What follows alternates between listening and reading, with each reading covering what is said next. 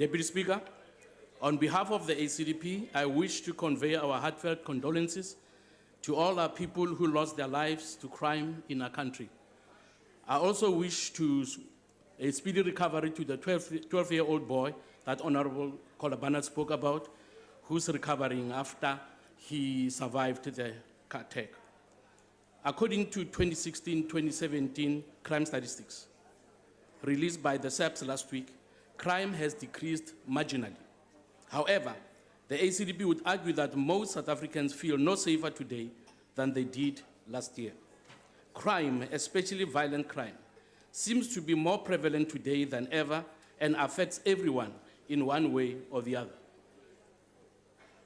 Of great concern is the apparent underreporting by victims, which many argue is due to lack of faith in the police.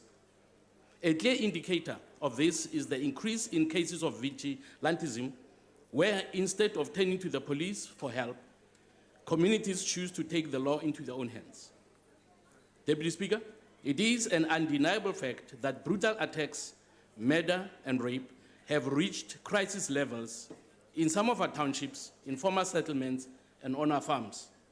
Speaking at the Rural Crime Conference in March 2010, former Police Minister Natim Tetwa said that his department was reviewing its rural safety plan and that the revised plan was nearing completion.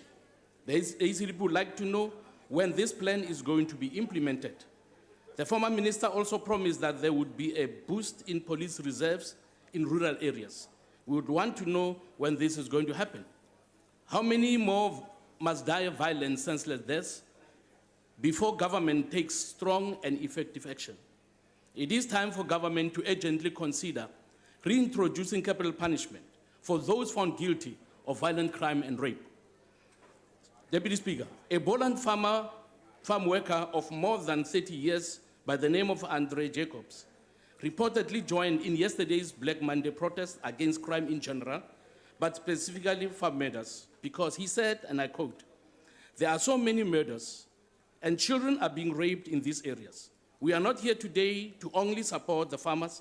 We are here for all of us who are affected by crime in our area. As farm workers, we are being murdered too," close quote. The ACDP repeats the call we made in February this year, that commandos or rural security forces should be brought back to increase security on the farms and small holdings, because to date, government is not doing enough to improve security in these areas. Criminals who prey on farmers and farm workers must be stopped to protect our food security.